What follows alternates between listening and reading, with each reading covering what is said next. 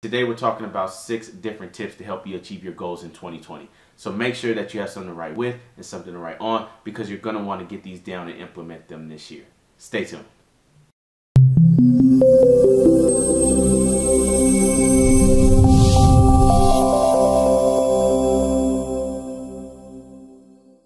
Alright guys, so it's a brand new year, a brand new decade, the beginning of a decade. And so how do you make 2020 your best year yet, and this decade the best decade for you, a phenomenal decade for you? Well, for one, you're going to want to start off by knowing that you're making progress. All right, if you look out in nature, everything around us is either growing or dying. So we want to make sure that throughout this year and beyond that you're growing and seeing progress. So to know that you're making progress though, guys, you're going to need to set up small wins for yourself. You're going to be able to know and see the success that you're having to keep you motivated and to keep you going. So in today's video, we're going to be giving you 6 tips for setting goals and achieving your goals this year in 2020, and thus setting the pace for the rest of the decade for you. All right, but before we do that, I do want to say welcome to those of you who are checking us out for the first time. Every single week we're bringing you tips, information, and online based opportunities for the most part to help you create additional flows of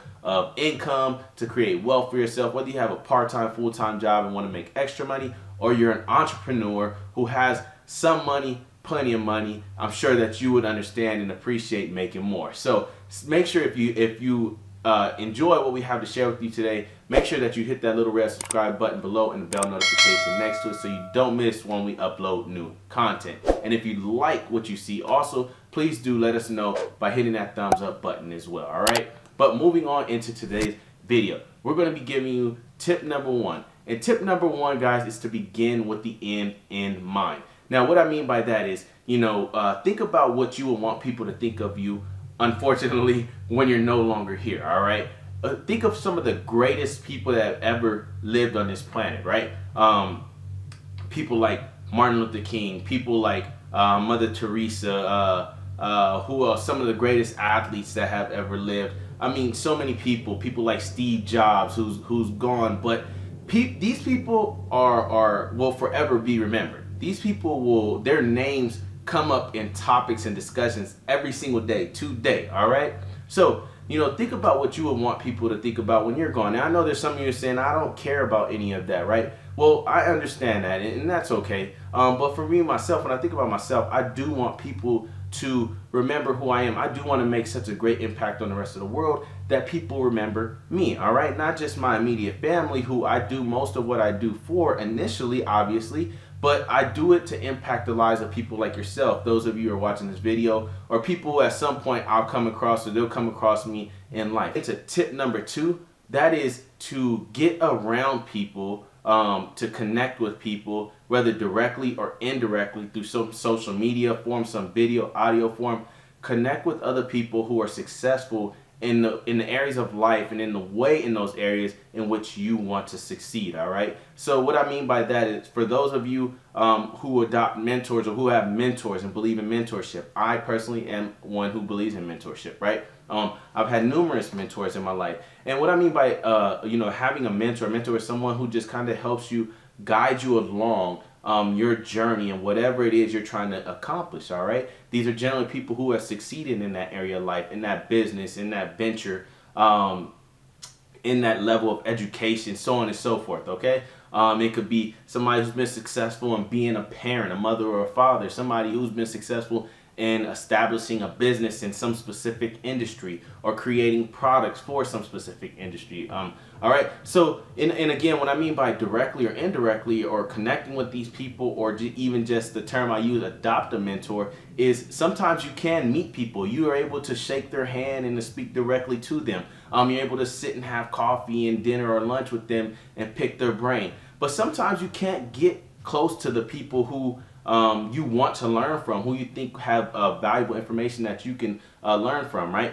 So sometimes I say adopt a mentor, somebody who you can watch their YouTube videos, somebody who You know, you can listen to their podcast, read their books, right? You don't have to directly get in contact with them, but find you a mentor, become a mentee, because the thing is with mentorship, these people, if they are successful in whatever they've done or doing, they could have even been the person to pave the way, right? They have made mistakes along the way. And the benefit for you as a mentee is that you can learn from their mistakes, thus cutting down your learning curve. All right. Number 3 is going to be to break down your goals, that legacy, that vision for yourself, into incremental steps, right? So what you want to do, guys, is look at that overall aspect of life that you want to have for yourself and how you want to be remembered, your legacy, right?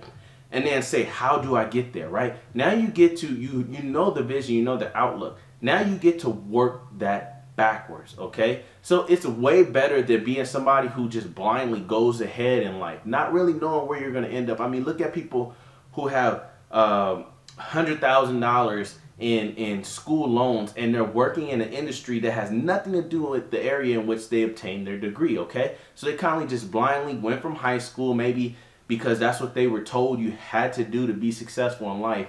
And now not only are they not, you know, do they not only have, you know, 100,000, 50,000, whatever it is in debt, but they're working a job that will never allow them to live life and to also pay down their debt, all right? It's either one or the other for them. So they're kind of trapped, right? So what you want to do is break it down into incremental, measurable goals, all right? So you want to take that overall vision and say, okay, where do I want to be in 20 years, 10 years, 5 years, 1 year, 1 month, okay? And again, having a mentor in whatever area it is of life, wherever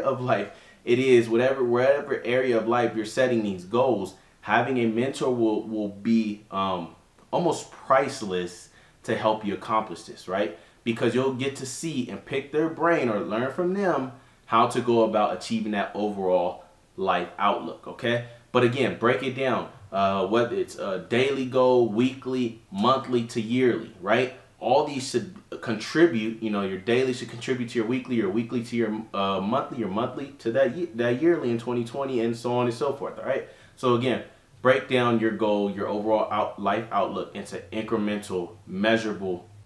So tip number 4, guys, is to have a why. And what I mean by a why is something, an emotional attachment to this goal, something that is emotionally going to drive you into achieving this goal, right? You know, a study or an article in Forbes, I believe in 2018, said that less than 25% of people are still sticking with or committed to their New Year's resolutions just after 30 days. Less than 25%, all right? And only 8% of people achieve their New Year's resolutions, right? So I believe that to do this and to be one of the 8%, you have to have something that emotionally drives you. That way, when you have days where you don't want to really get up and get out of bed and go after and do the things you need to do to accomplish your goal, this why, this thing in you, this reasoning is going to push you no matter what to get out and go do what you have to do, right? I had a mentor who once told me, if your why doesn't make you cry, then you need a bigger why.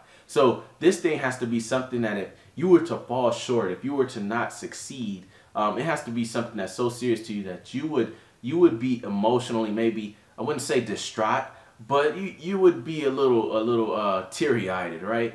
So, you know, you just want to make sure that it's something, it's a reason that compels you, that even in those days where you're tired, you're maybe exhausted from work, right? And you have an online business and you need to go consult with the client. You need to make, you know, X amount of phone calls because you're in sales, right? Even when you get home after you've already left the office, you didn't reach your goal, your quota for the day there at the office. So you're still willing to go home and make the calls, even though you're no longer in the office. It has to be that big. It has to be that serious. It has to be that meaningful for you. And tip number 5 is to get an accountability partner, okay? Now, accountability partner, guys, can be anyone who you believe and trust to hold you accountable to do the things you say you're going to do that are necessary to achieve your goals, all right? That could be your spouse. That could be your children or one of your children. That could be a business partner, a co-worker, somebody in your church, just anyone you can trust. And what I mean by trust is somebody that you can trust to be honest and upfront with you, but you know that has your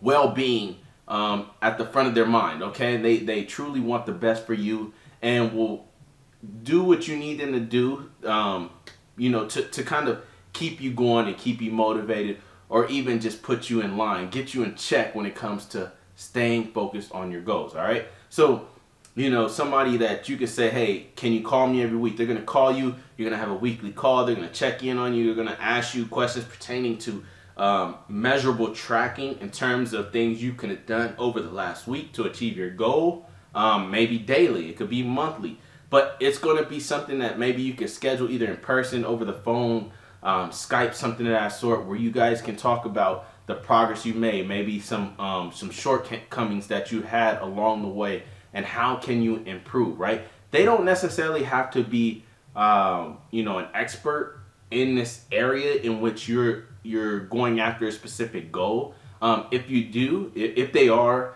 the better. But if they're not, just someone who says, well, you said you were going to make, say if you're in sales, X amount of phone calls per day over the last 5 days, right? How many did you make? So on and so forth. But somebody who's going to, do that for you, right? This is extremely critical, and a lot of people don't like to, share their goals with people because they don't want that, right? They don't want people doing that. But I tell you, this is invaluable to have an accountability partner, somebody that will help you and do these things for you. So tip number 5 is get an accountability partner. So tip number 6, guys, is going to be to get on the same page with your family or people that are closest to you, okay? People that you spend most of your time with. You need to make sure that these people are aware of your goals. Share your goals with them. Let them know what you're after, what you're trying to accomplish, and how you're going to do it. Because if these are people that you're spending most of your time with, right, this goal that you're trying to attain might require maybe a sacrifice of you having a lunch. Instead of every day, it's only 3 days or 2 days out the week, right? And they need to understand that and understand why you're doing this and support you in that, okay? If you have children where after work you come home and you need to, you generally will sit down and study with them, which is absolutely amazing. And I do that as much as I can with my children. But maybe one day you have a call or a meeting with maybe that mentor that you now have, right? And so you let them know, hey, I need you to understand I cannot do it this one day out the week. Because of X, Y, and Z. I have this call with my mentor, and we're going to talk about some things, okay? So just make sure that they have a complete understanding of the goals, they support you in the goals, and they're going to allow you to put in the time and the effort necessary to help you achieve this goal. That way, there's no conflict and there's no misunderstanding that leads to conflict with these people, and they completely have an understanding of why you need to do the things you need to do. All right, so I promise you guys, those are our 6 tips for achieving your goals in 2020 and over this next decade. And I promise you, if you guys implement these, ladies and gentlemen, you will find that maybe the road to achieving your goals is not necessarily easy, but it will be simplified, and this will help you get there much faster in achieving your goals. Okay, so this is Brian with Revenue Pro Tips. I hope that you have enjoyed this video. And again, make sure you guys subscribe and hit that bell notification so that you get notified when we drop new videos, because we're going to keep them coming at you, to make 2020 your best year and so on and beyond that. It also, if you liked it, let us know by hitting that thumbs up button as well. And if you have any questions pertaining to the tips we shared, let us know in the comments. If you have anything to add or other tips that could help our community, people achieve their goals, let us know also in the comments below. But with that said, make sure you're following us on all social media platforms at Revenue Pro Tips, and we'll see you soon. Peace.